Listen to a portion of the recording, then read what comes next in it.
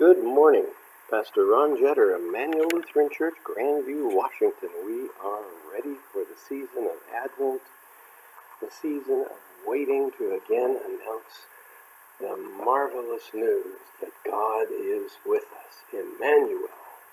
Pastor Ron Jetter, Immanuel Lutheran Church, named after that blessed event, that blessed person, the reality that God is one of us. That's the theme. We look at Jesus throughout Advent as the one who is coming, the one who was here, and the one who remains with us. On our Wednesday evenings, this Wednesday, Jesus as the great high priest. Wednesday the 9th, Jesus as the true prophet. And Wednesday the 16th, Jesus as the ruler of the universe, the great King and Prince of Peace. I will be preaching this Wednesday, a week from this Wednesday, Pastor Gary Rhodey, and a week after that, Ann Adams will bring our message. We will start at 7 p.m. each Wednesday with Holden Evening Prayer. I'll send out a reminder in my daily message tomorrow morning again. And we'll have Holding Evening Prayer hybrid, so it'll be here in the church, and it'll be in your homes through Zoom, as we have done with all of the other Sunday worships. I sent out a letter with a devotional and a special gift relating to the Advent box. We mailed them out last Tuesday, a week ago today, so that they would get in your homes. Took them to the post office and said, how much does this cost to mail? $1.60. Great.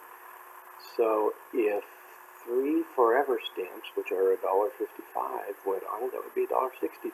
He said, well, I'd be overpaying, but that's okay. Great. So we bought a roll of Christmas stamps and put 3 Christmas stamps on each of those half-size manila envelopes, which apparently some of you may have gotten, or some are still coming back. But I have 25 of them sitting in front of the door here at the church saying, no, we actually want more postage out of you. We want an additional, what would that be, $2.15. So they want more than the $1.60 they told us. Another 50, so another stamp, another forever stamp will do it. I'll get 4 stamps on each one. Wow. So I have to take them back to the post office and say, what went wrong? Did you miscalculate and you told me wrong, and then you send them back to me saying, sorry, and now they're a week late, they're not in your home. I have to express my disappointment with the Postal Service. I just do. It was our plan to have everything in your hands, ready for Advent. We fortunately mailed out large envelopes separately to all the families with children. So those 11 families that we sent it to would have gotten those because each of them were franked and taken at the post office. They didn't leave the post office. We didn't have to put stamps and then put them back in the outgoing mailbox. Well, live and learn, right? When you make a promise to provide a certain level of service, it's important that you do everything to keep that promise. I am fully expecting to go back into the post office and have them say, oh, our mistake, you owe us money. If it's your mistake, well, why do I owe you money? Well, it's the way it is. I fully expect that, and we'll keep you posted. I'm just, I don't know, disgusted is the word. I get disgusted when people don't keep their word. Which brings us to the true 8th commandment. You shall not bear false witness against your neighbor. Why do people bear false witness? And it happens all the time. Lying, misrepresenting, misconstruing, pointing in the other direction as a distraction so you can get away with sleight of hand over here.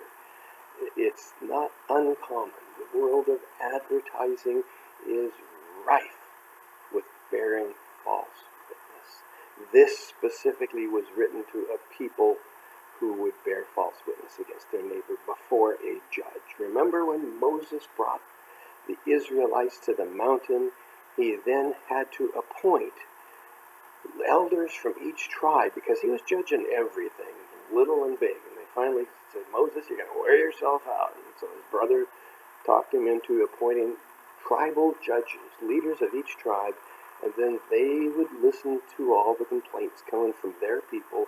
Anything really big they couldn't solve, they would bring to Moses or Aaron. But mostly it let Aaron and Moses have a break from the day-to-day problems. And one of the issues that came up, consider the fact that you don't make a commandment against something unless they're already doing it. There's no such thing as a preemptive prohibition. You make a law to stop people from doing things that you don't want them to do. You don't make a law to stop people from doing what they're not yet doing, because then it might give them an idea. Yeah. Bearing false witness. Bribing people or pressuring people to tell an untruth before a judge. Witness tampering. Bearing false witness in order for people to get more land than they were entitled to by claiming that the property line wasn't where it was, claiming that you overheard conversations that you did not in fact overhear. That's why perjury is such a serious crime. Perjury changes the outcome by giving false evidence. And how do we ever get at truth unless people speak truth?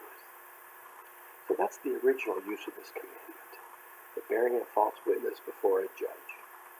But as I say, it goes way beyond that. In my view, to bear false witness is to give your word knowing you have no intention of keeping it, or knowing you don't have to keep it. I'm not responsible for my mistakes. I am protected from it. I can say anything I want, and you are responsible for getting the right answer because I'm the IRS and you're not.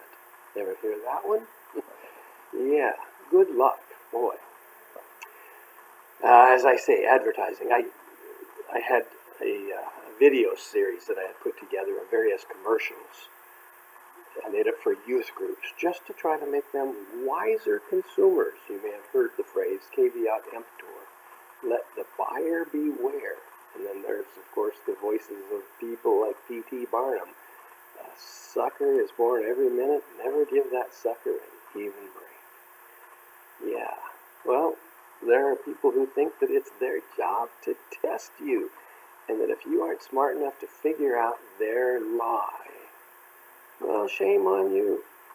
There are any number of products being hawked right now. The internet has exploded. Think of a chronic problem that you face. Now, Google solutions on internet. There will be 10 of them. It doesn't matter what it is.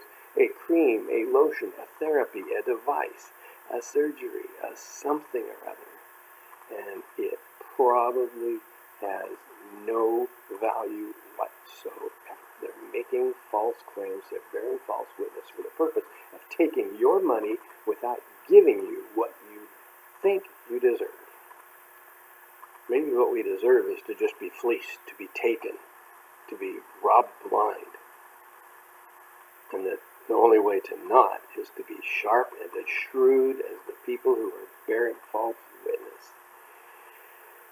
That's what society has had to become, people who don't trust each other. And again, I started out talking of the commandments as the gift to the people, saying if you're truth tellers about everything, you're going to develop the kind of community that you will love to live in. And ultimately, someone telling a truth that involves you or is about you may not help you in the given instance, or you having to tell a truth may cost you a friend. But every time you tell a truth, you build up a community. You strengthen a community.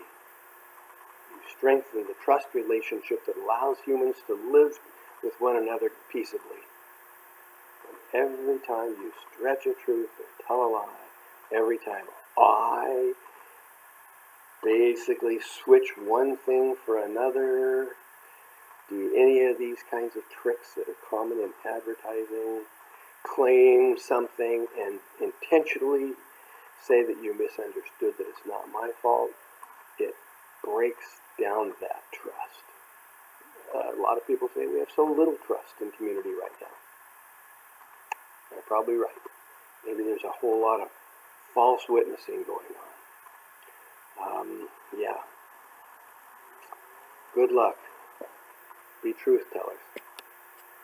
See you tomorrow night here in the sanctuary or on Zoom, 7 p.m. Hold an evening prayer. Jesus, the great high priest.